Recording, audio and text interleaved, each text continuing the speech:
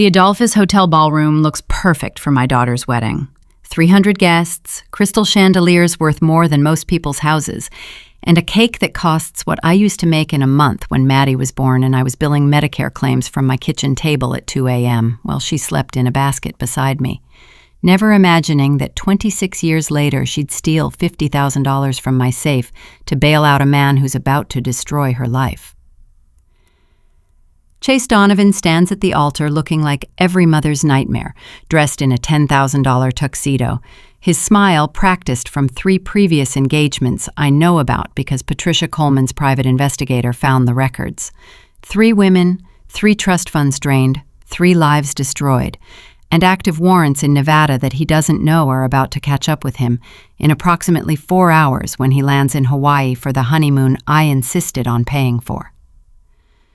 Maddie walks down the aisle in the dress we picked out together 6 months ago, 2 weeks before my mother Rose died, leaving me $2 million that I put in the home safe temporarily while settling estate taxes, never suspecting my Harvard MBA daughter would memorize the combination and steal from the woman who worked 18-hour days to pay for that Harvard education, who built a medical billing empire from nothing so she'd never have to struggle like I did. You want to know what betrayal feels like?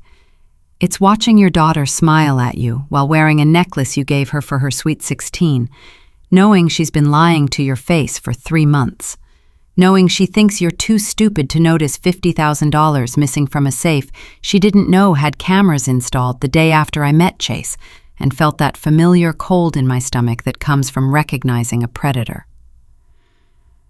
The guests are finding their seats now.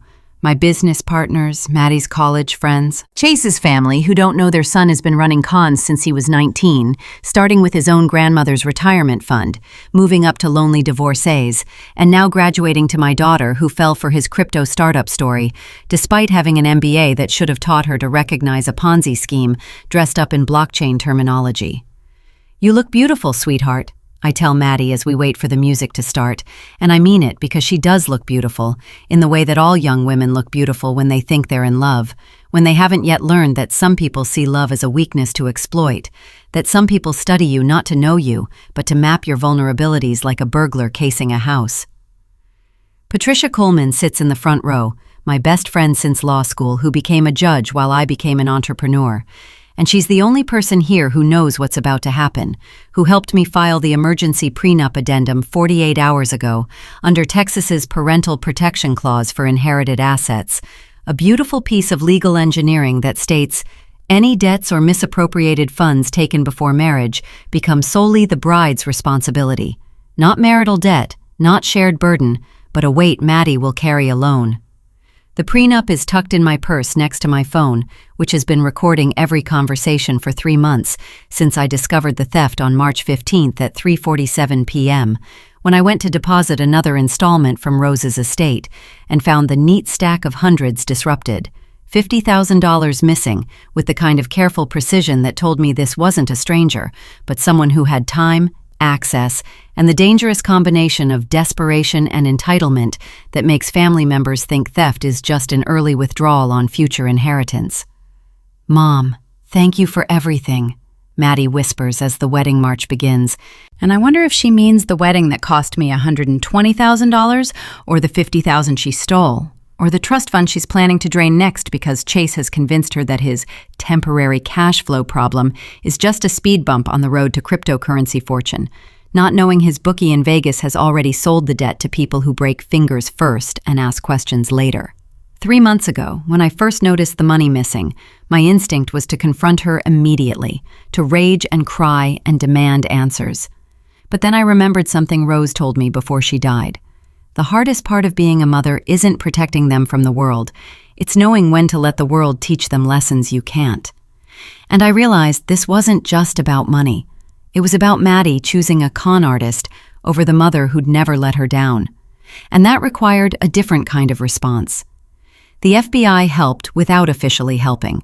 My brother Tom being an agent who specializes in financial crimes and who marked those bills with invisible ink that shows up under blacklight, part of an ongoing investigation into Chase's larger con network that spans 3 states and involves at least 12 victims we know about, possibly dozens more too ashamed to come forward, because no one wants to admit they fell for a love that was actually a business transaction.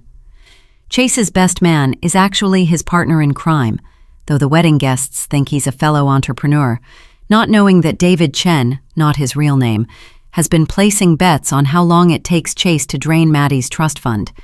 Their sick game of financial destruction turned into sport. And I've been tempted to expose them both right here at the altar, but that would be revenge. And what I'm doing isn't revenge, it's surgery, cutting out the cancer before it spreads to kill my daughter's entire future.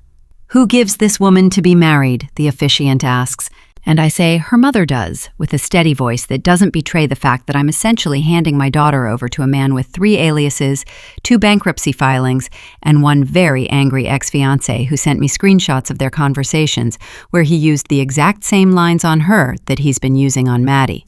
The dead parents story, the trust fund frozen by evil lawyers, the investment opportunity that just needs a little push to return millions. The vows begin, and Chase promises to love and cherish Maddie in sickness and in health, for richer or poorer, though we all know he's only interested in the richer part, not knowing that the prenup Patricia helped me file makes him legally responsible for exactly 0 of Maddie's assets, while making her responsible for every penny of his debts. A reversal of fortune so complete that when his creditors come calling, and they will, they'll find nothing to take, because everything will be protected under Texas's premarital asset protection statutes. What Maddie doesn't know is that I've been playing a longer game than just catching a thief. I've been building a case that will not only expose Chase, but protect her from prosecution when the FBI raids his office next week and finds the evidence of wire fraud, mail fraud, and conspiracy to commit interstate commerce crimes. Because the $50,000 she stole has made her an unwitting informant, the marked bills creating a trail that leads directly to Chase's network of shell companies and fake investments. "I do," Maddie says, and I watch my brilliant, foolish daughter bind herself to a man who sees her as an ATM with skin, not knowing that in approximately 3 hours when they board the plane to Hawaii, I'll be filing the theft report that triggers the prenup's crime clause, freezing her trust fund not as punishment, but as protection, keeping those assets out of Chase's reach, and more importantly, out of the federal investigation's scope, because protected assets can't be seized as proceeds of crime.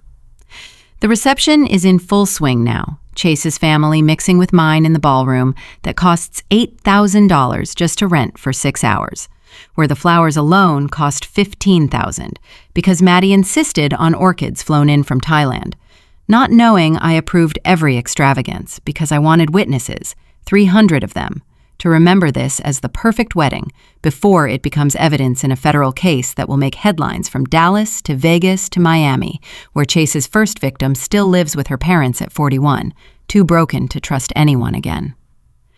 My brother Tom is here, the FBI agent who looks like just another relative in his suit and tie, taking mental notes on everyone Chase introduces as business partners, because they're actually marks. Investors in his cryptocurrency startup that doesn't exist beyond a website I could have built in an hour, and a white paper plagiarized from 3 different legitimate blockchain companies, which Maddie would have noticed if she wasn't so blinded by what she thinks is love, but is actually just sophisticated manipulation perfected over 12 years of destroying women who had the misfortune of having both money and loneliness. "Mrs. Hawthorne, you must be so proud," Chase's mother says to me. This woman who either doesn't know or doesn't care that her son is a predator. And I smile with the practiced grace of someone who's been performing all day, who stood at the altar knowing my daughter had stolen from me, who gave a toast about young love while knowing that in Chase's phone are texts to 3 other women he's cultivating as backup plans, in case Maddie's trust fund doesn't yield what he expects. The cake cutting happens at 7 p.m. exactly as scheduled. Maddie and Chase feeding each other while photographers capture the moment that will later be used in court exhibits. And I think about Rose, my mother who built the medical billing business with me when I was 23 and pregnant with Maddie, who would have seen through Chase in 30 seconds because she survived the Depression and knew that desperate men are the most dangerous kind, who left me $2 million not just as inheritance, but as a test of whether I'd raised Maddie to value what we'd built or to throw it away on the first smooth talker who made her feel special. Patricia Coleman raises her champagne glass to me from across the room, a silent acknowledgement of what's coming. Because in 2 hours and 43 minutes, Chase and Maddie will be boarding American Airlines Flight 2847 to Honolulu, where the Hawaiian police will be waiting with the Nevada warrants that Patricia helped expedite through judicial channels, timing it so precisely that Chase will be in custody before he can access any of the joint accounts Maddie foolishly opened with him last week. Accounts I've already had frozen through emergency court orders that will be served the moment the plane takes off. The father-daughter dance begins, and I hold Maddie close, smelling the same shampoo she's used since high school, feeling the tension in her shoulders that tells me she knows something's wrong but can't identify what. Because thieves always know they're guilty, even when they think they've gotten away with it. And I whisper in her ear the same thing I used to tell her when she was little and scared of monsters under the bed. Everything's going to be okay, baby girl, even when it doesn't feel like it. I love him, Mom, she says, and I hear the desperation in it, the need to convince herself as much as me. Because somewhere deep down she knows that real love doesn't require you to steal from your mother, doesn't require secret bank transfers at 3 a.m., doesn't require lying to everyone who's ever cared about you. But she's 26 and thinks that passion and manipulation are the same thing, that drama equals depth, that a man who isolates you from your family must really want you all to himself. David Chen, the best man who's actually named Marcus Williams and has his own warrant in Florida for identity theft, gives a toast about how Chase and Maddie met at a blockchain conference that never happened. Their whole origin story a fabrication designed to appeal to Maddie's business school sensibilities, making her feel like an equal partner in an empire they'd build together, when really she's just investor number 43 in a spreadsheet Chase keeps encrypted on his laptop, her projected contribution listed at $2.5 million over 18 months before what he calls the exit strategy. The marked bills from my safe have been moving through Chase's network for 3 months now, the FBI tracking every transaction with technology that makes the invisible ink seem primitive. And what started as $50,000 stolen from a grieving daughter's inheritance has exposed a crime ring that spans 12 states, involves 3 cartels' money laundering operations, and connects to a human trafficking network that Chase probably doesn't even know he's been washing money for. Because criminals at his level are just middle management for horrors they're too stupid to recognize. You're probably wondering why I didn't just confront Maddie when I first discovered the theft, why I let this elaborate performance continue when I could have stopped it with one conversation. But here's what 26 years of motherhood teaches you. Sometimes, protecting your children means letting them think they're getting away with something, while you build a net underneath them that will catch them when they fall. Because falling is inevitable when you choose a con artist over common sense. Ladies and gentlemen, the DJ announces, the bride and groom will be leaving for their honeymoon shortly, so please gather for the send-off. And I watch 300 people prepare to throw rose petals at a couple whose marriage will last approximately 4 hours, if you count from now until Chase's arrest, though legally it will continue until the annulment papers I've already had Patricia prepare are signed. Papers that cite fraud, coercion, and undisclosed criminal activity as grounds, which Texas law allows within the first 30 days if evidence of deception exists. Chase pulls me aside for what he thinks is a private moment, his cologne expensive, but applied with the heavy hand of someone who learned about luxury from magazines rather than experience. And he says, "Thank you for everything, Mom." Calling me Mom like he has any right to that word, like he hasn't been planning to drain my daughter's trust fund and disappear to Costa Rica, where he has a house Maddie doesn't know about, purchased with victim number 39's retirement savings. "Take care of my daughter," I tell him, looking directly into his eyes so he'll remember this moment later when he's sitting in federal prison, when he realizes that I knew everything all along, that every dollar I spent on this wedding was an investment in his destruction, that mothers who build empires from nothing don't raise daughters who steal without consequences, even if those consequences have to be disguised as wedding presents. The vintage Rolls-Royce I rented pulls up outside, white ribbons fluttering in the Texas heat that makes everyone sweat through their formal wear, and I hand Maddie the honeymoon package, first-class tickets, 5-star resort, couples spa treatments she'll never use because by the time she lands, Chase will be in custody, and she'll be on the phone with Patricia's law partner, who specializes in federal criminal defense. Not because she needs defending, but because she needs to understand how close she came to being prosecuted as an accomplice. Tom, my brother, shakes Chase's hand with the firm grip of someone who's arrested over 300 financial criminals, and I see Chase flinch slightly because Tom holds on just a second too long, just enough to make Chase uncomfortable, but not enough to raise suspicion.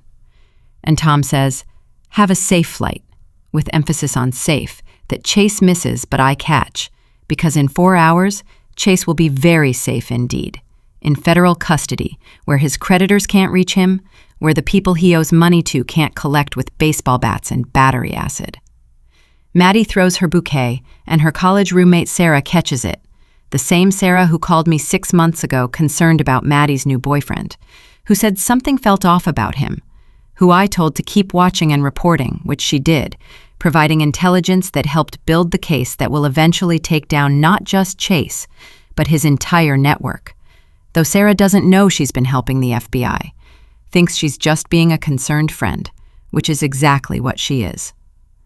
The moment arrives for them to leave, and I hug Maddie tight, tighter than necessary, the kind of hug you give when you know something the other person doesn't, when you're saying goodbye to their innocence, to the version of them that existed before they understood that love can be weaponized, that trust can be turned into a trap, that the person sharing your bed might be calculating your value like a day trader watching stocks. The Rolls-Royce pulls away with Chase and Maddie waving from the back window, and I maintain my smile for exactly 12 more seconds until they round the corner, then turn to Patricia, who's already pulling out her phone to confirm the federal agents are in position at DFW Airport. Because timing is everything when you're orchestrating the legal destruction of a man who thought he could steal your daughter's future while you watched helplessly from the sidelines. Tom walks over with his phone showing a banking app, multiple notifications flooding the screen as Chase's network begins its automatic evening transfers. The marked bills from my safe triggering alerts in 12 different accounts across 4 banks, and he says quietly enough that only Patricia and I can hear, "We've got him on interstate wire fraud, money laundering, and conspiracy. Minimum 15 years, probably 20 with the Nevada charges." And I feel nothing but relief, because 20 years means Maddie will be 46 when Chase gets out, old enough to see him for what he really is. The wedding guests are starting to leave, thanking me for the beautiful ceremony, telling me what a lovely couple Chase and Maddie make, not knowing that in my home office I have recordings of Chase on the phone with his bookie, discussing how much he can extract from the old lady's daughter before the mark gets wise. His exact words captured in high-definition audio, because the pen he borrowed from me 3 weeks ago to sign what he thought were venue contracts was actually a recording device Tom provided from an FBI equipment supplier who specializes in devices that look like everyday objects. Sarah, Maddie's roommate, approaches with tears in her eyes, and she hugs me, saying, "I'm so sorry, Mrs. Hawthorne. I tried to warn her about him, but she wouldn't listen."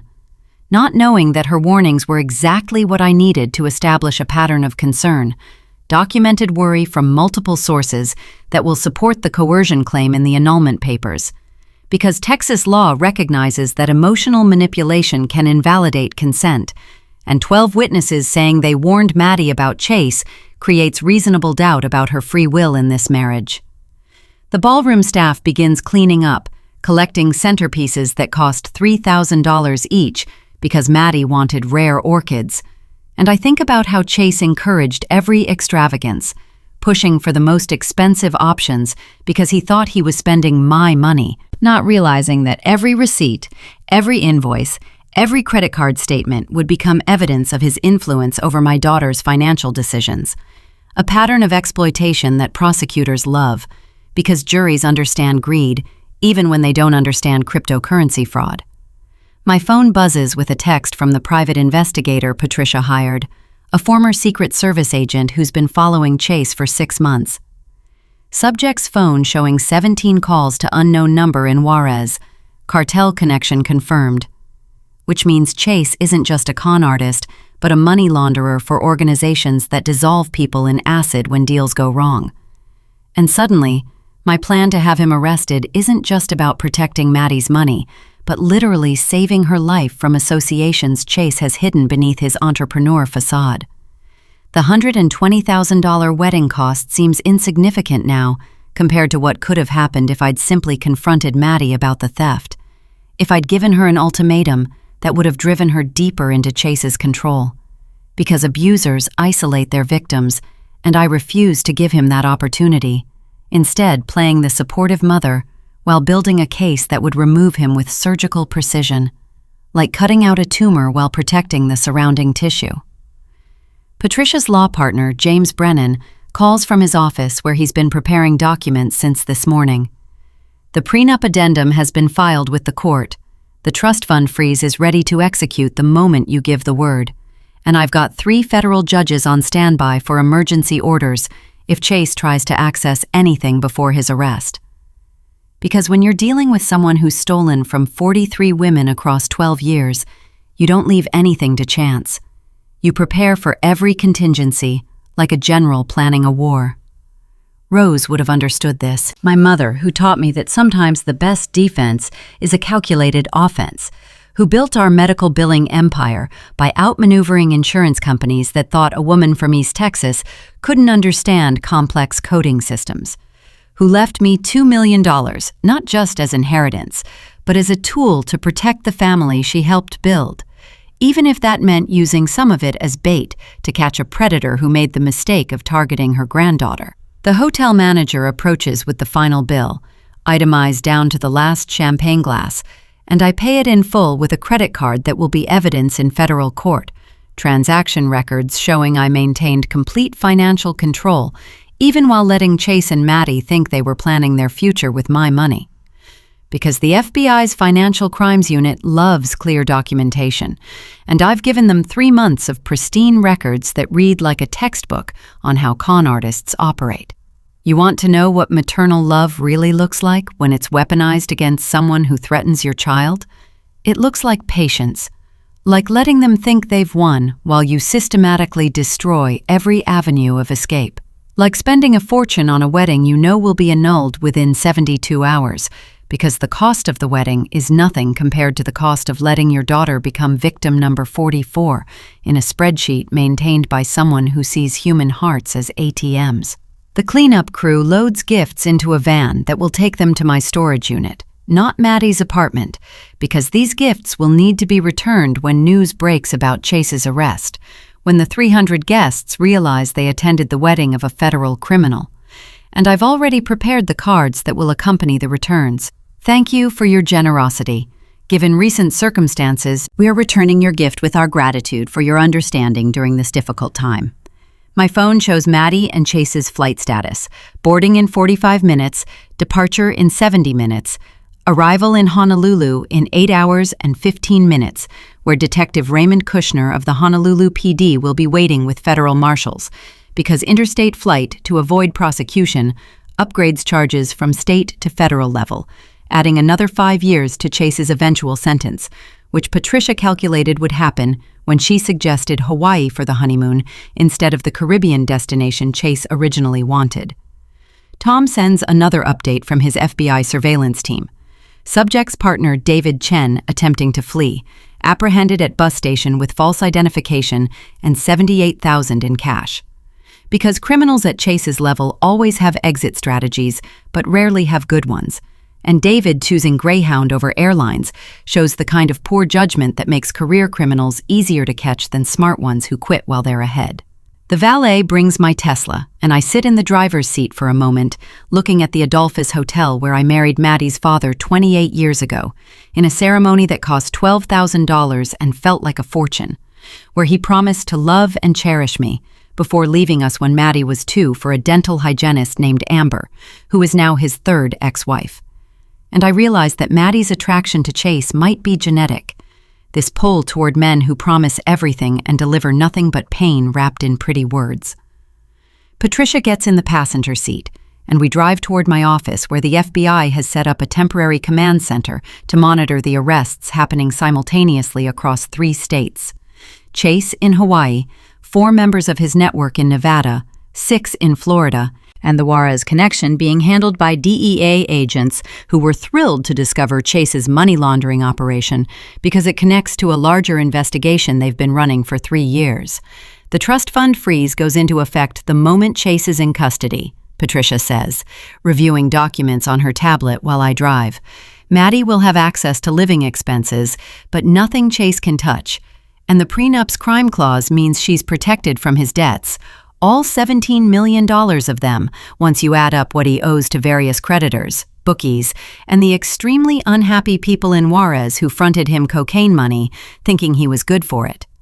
The command center in my office building hums with activity as FBI agents monitor feeds from multiple airports, Chase and Maddie's flight now showing as departed on the massive screen Tom had installed this morning.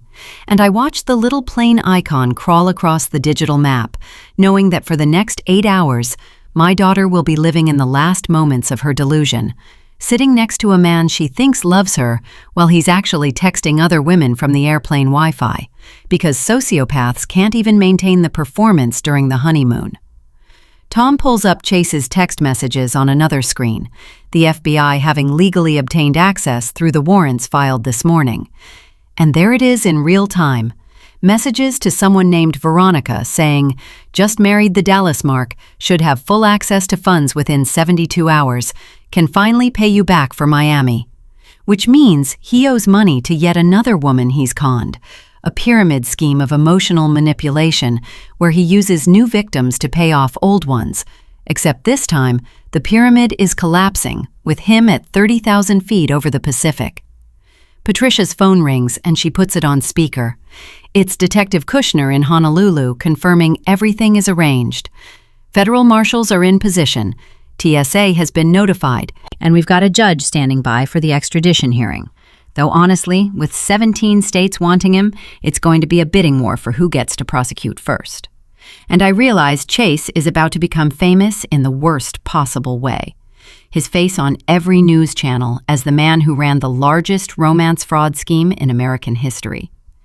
The $50,000 Maddie stole sits in an evidence bag on the conference table, each bill photographed and documented, the serial numbers traced through 17 different transactions that map out Chase's entire network like a spiderweb made of financial crimes. And what started as my daughter's betrayal has become the key evidence in taking down an organization that's destroyed hundreds of lives across more than a decade of systematic predation. My phone buzzes with a notification from the Adolphus Hotel. They're sending the final photographs from the wedding. 3,000 high-resolution images of what looks like perfect happiness, but is actually documented fraud. Because every smile Chase gave was calculated for its return on investment. Every kiss a performance designed to maintain Maddie's compliance, until he could drain her trust fund and move on to victim number 44, who he'd already identified as a pharmaceutical heiress in Seattle. Rose's attorney calls with an update on the estate. The $2 million is officially cleared and transferred to your accounts, Mrs. Hawthorne, and I've documented that the $50,000 was removed without your authorization, which triggers the insurance clause on the safe, meaning you'll be reimbursed for the stolen funds plus damages. Because Rose thought of everything, even insuring the contents of our home safe with riders that specifically covered family member theft, knowing that sometimes the people who hurt us most are the ones we trust with our combinations. The private investigator Patricia hired sends his final report. 400 pages that read like a horror novel where the monster wears designer suits and speaks fluent corporate buzzword. Chase's history, going back to age 19 when he first discovered that lonely women with money were easier targets than banks. That emotional manipulation required no gun, no mask, just the ability to mirror what someone desperately wanted to see. To become the projection of their desires until their bank accounts were empty and their hearts were too broken to pursue justice. You're wondering why I'm not sad about Maddie's imminent devastation, why I can watch this plane icon move across the screen, knowing my daughter is about to have her world shattered in the most public way possible. But here's what you need to understand. The gentle awakening I wanted to give her disappeared the moment she chose to steal from me. The moment she looked me in the eye at dinner and lied about needing money for business expenses, when really she was funding Chase's gambling debts to people who break kneecaps for late payments. The warrant details on Tom's screen show Chase's Nevada charges: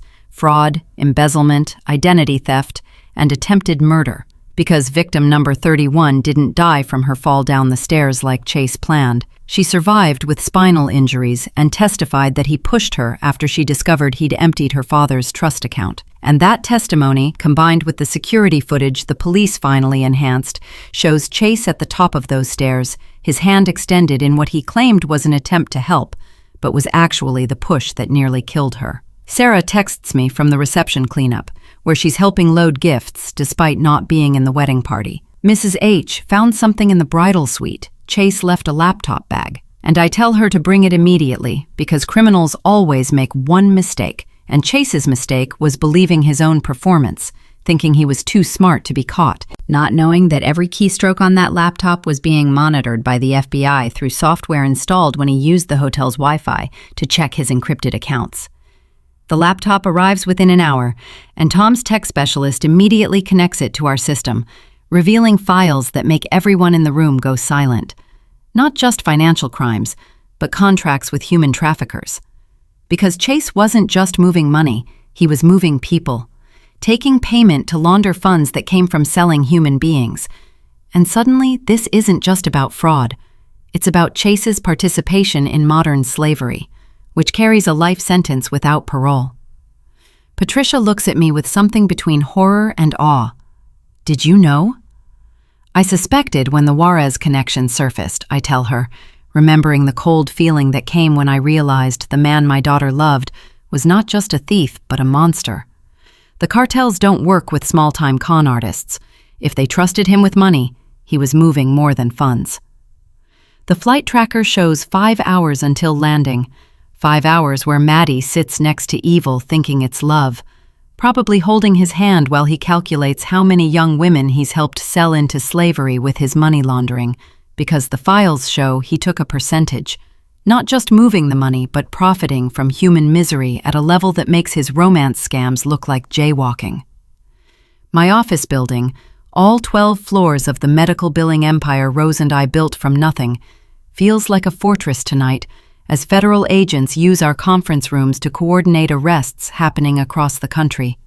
Because Chase's network is being rolled up simultaneously, 43 arrests in 12 states, the largest romance fraud bust in FBI history. And it started with $50,000 missing from a grieving daughter's safe. Proof that sometimes the smallest crimes reveal the biggest monsters. Tom shows me a photograph from 2 hours ago. David Chen, or Marcus Williams, or whatever his real name is, being loaded into a federal transport van with 14 million in cryptocurrency wallet addresses written on a paper in his pocket. Because criminals at this level don't trust banks or each other, and the paper trail he tried to avoid by using crypto has become digital evidence that will convict him and everyone else in their network.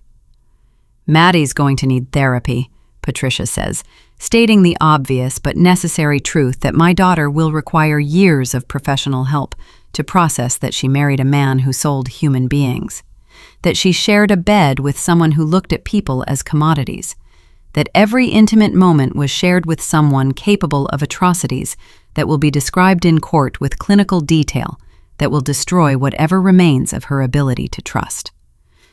The marked bills from my safe have now been traced through 143 transactions, creating a financial map that shows money moving from Dallas to Vegas to Juarez to Eastern Europe, where Chase's crimes connect to larger trafficking rings that Interpol has been investigating for 5 years. And my small act of marking those bills has given international law enforcement the thread they needed to unravel a network that spans continents. Mrs. Hawthorne, one of the FBI agents approaches with a tablet. We need you to formally identify these items from your safe. And I look at photographs of my mother's jewelry that Maddie also took, pieces I didn't report missing because I wanted to believe she'd just borrowed them. But there they are, in Chase's laptop bag, already appraised at a pawn shop he planned to visit after returning from Hawaii, because even on his honeymoon he was monetizing my daughter's theft. The plane icon on our screen shows final descent into Honolulu International Airport at 11:47 p.m. local time. And I know that in approximately 12 minutes, my daughter's world will shatter in a way that might break her completely or might save her life, because sometimes destruction is the only path to reconstruction, and I've chosen to destroy her marriage to save her from becoming an accessory to crimes that would have sent her to federal prison for 30 years. Tom's phone lights up with a message from Detective Kushner. Visual confirmation, subjects exiting plane, male subject checking phone repeatedly, appears agitated. Because Chase must sense something's wrong, the animal instinct that's kept him free for 12 years, despite leaving a trail of destroyed lives from coast to coast. But instinct won't help him now when 50 federal agents across 4 time zones are simultaneously executing warrants that will dismantle everything he's built on the suffering of others. The live stream from Honolulu Airport security shows Maddie and Chase walking through the gate, her hand in his, completely unaware that the 8 federal marshals dressed as tourists and airport workers are positioning themselves for an arrest that will be captured on 17 different security cameras, footage that will play on every news channel by morning with headlines like "Wedding Night Bust" and "Honeymoon Horror," because the media loves alliteration almost as much as they love a story about love turned to betrayal. My phone rings. It's James Brennan, Patricia's law partner who's been stationed at the federal courthouse. Judge Martinez just signed the emergency asset protection order. Maddie's trust fund is now legally untouchable, frozen in a way that protects it from both Chase's debts and federal asset forfeiture, because we've established she was a victim of coercion, not a willing participant. And I feel my chest loosen slightly, knowing that my daughter will have something to rebuild with after Chase's truth destroys everything she thought she knew about love. The arrest happens at 11:58 p.m. Hawaii time, and we watch it unfold on the security feed. Chase reaching for their luggage when Detective Kushner approaches with his badge visible. The words we can't hear but can imagine. Maddie's face changing from confusion to shock to a kind of primal terror as Chase is handcuffed in front of hundreds of travelers. Her honeymoon lay still around her neck as her new husband is read rights for crimes she's about to learn include murder, human trafficking, and the kind of evil that will make her question every moment they shared. Patricia's phone buzzes with the notification we've been waiting for. Subject in custody, evidence secured, wife requesting attorney. Because Maddie's first instinct is to get help for Chase, not yet understanding that the help she needs is for herself, that the prenup I filed makes her his victim in the eyes of the law, not his accomplice, that every dollar she stole to help him actually helps establish her as someone he manipulated rather than someone who conspired. The FBI agent handling communication reads Maddie's text to Chase's phone, which is now in evidence. "Baby, what's happening? They won't tell me anything. I'm scared. Please tell me this is a mistake." And my heart breaks for the daughter, who still believes the man she married 4 hours ago might have an innocent explanation for being arrested by federal agents, who mentions 17 states wanting jurisdiction over his prosecution. Tom pulls up the files that will be released to the media tomorrow morning. Chase's complete history, including the photographs of his victims, women aged 22 to 63 who all have the same hollow look in their after photos. The look of people who've been emptied not just of money, but of their ability to trust. And victim number 31 in her wheelchair, paralyzed from the waist down, because Chase pushed her downstairs when she discovered his theft, though he convinced her family it was an accident until the security footage proved otherwise. The command center erupts in controlled celebration as arrest confirmations come in from across the country. 43 members of Chase's network now in custody, the entire structure collapsing in one coordinated moment that took 18 months to plan, but started with my daughter stealing $50,000 from my safe. Because criminals always make the mistake of targeting someone they underestimate. And Chase underestimated the mother who built a medical billing empire from nothing and would burn it all down to save her daughter. My phone rings, and it's Maddie, calling from the Honolulu airport where she's been detained as a potential witness, not a suspect, thanks to the legal framework Patricia and I constructed. "Mom, I don't understand what's happening. They're saying Chase killed people, that he sold people. Mom, please tell me this isn't real. Please tell me you can fix this." And I hear in her voice the little girl who used to climb into my bed during thunderstorms, who believed I could protect her from anything. "Listen to me very carefully," I tell her, using the voice I've perfected during hostile insurance negotiations, calm and precise when everything is chaos. You're going to be released in about an hour. There's a ticket waiting for you at the American Airlines counter for the next flight home. You're going to get on that plane, and when you land, Patricia's partner James will be waiting to explain everything. But right now you need to know 3 things. You're not under arrest, you're not being charged with anything, and I love you." "Mom, did you know?" she asks, and it's the question I've been dreading and preparing for since I first discovered the theft. Because the answer will either destroy our relationship forever or begin the long process of rebuilding it on a foundation of truth, instead of the pleasant lies we've been telling each other. "I've known for 3 months," I tell her, listening to her sharp intake of breath. "I knew about the $50,000 you stole, about the trust fund access you gave him, about every lie you told me while looking me in the eye, and I used that knowledge to build a federal case that just saved your life. Because Chase wasn't just going to steal your money, baby girl. The FBI found contracts on his laptop. You were going to have an accident within a year, just like his other wives." The silence stretches across 4,000 miles of phone connection, while my daughter processes that her mother knew about her betrayal and responded not with confrontation, but with strategic protection. That every dollar I spent on the wedding was an investment in documenting Chase's crimes. That the prenup she thought was standard actually separated her from federal prosecution. That the marked bills she stole created the evidence trail that exposed an international trafficking ring. "The money you took was marked by the FBI," I continue, needing her to understand the complete picture. "Every transaction was tracked, creating a map of Chase's criminal network that led to arrests in 12 states. And because you were the one who stole it, you're listed as an unwitting informant rather than a co-conspirator, which means you're protected from prosecution under federal witness protection statutes that Patricia's team made sure applied to your case." Tom shows me Maddie's location on the airport security feed. She's sitting in a chair by the gate, her wedding dress wrinkled, her makeup streaked, her honeymoon lei discarded on the floor. And she looks so young, so broken, so much like the little girl who cried when her goldfish died, that I have to close my eyes against the pain of watching her innocence die in real time through security cameras 4,000 miles away. "Why didn't you stop me?"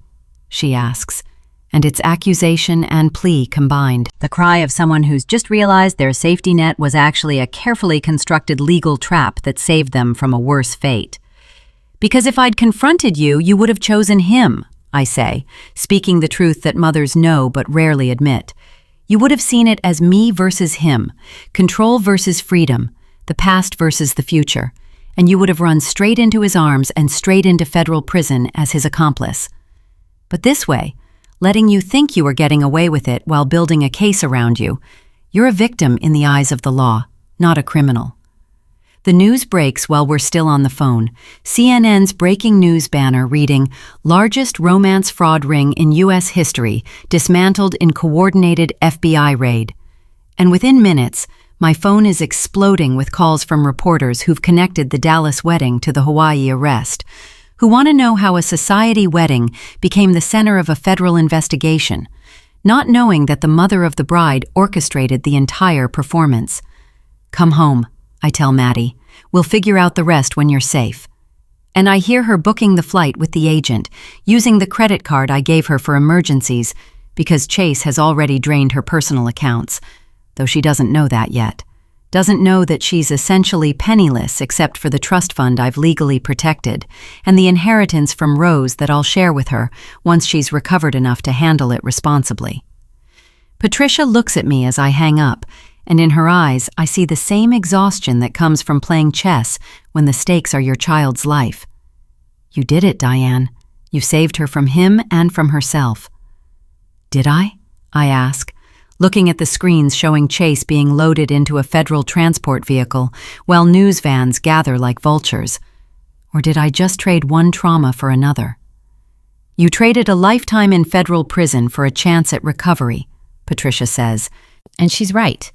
Even though it doesn't feel like victory, watching my daughter's marriage end before the honeymoon even started, knowing she'll spend years in therapy processing that she loved a man who trafficked human beings, that she stole from her mother to fund his crimes, that every intimate moment was shared with a monster who was planning her murder.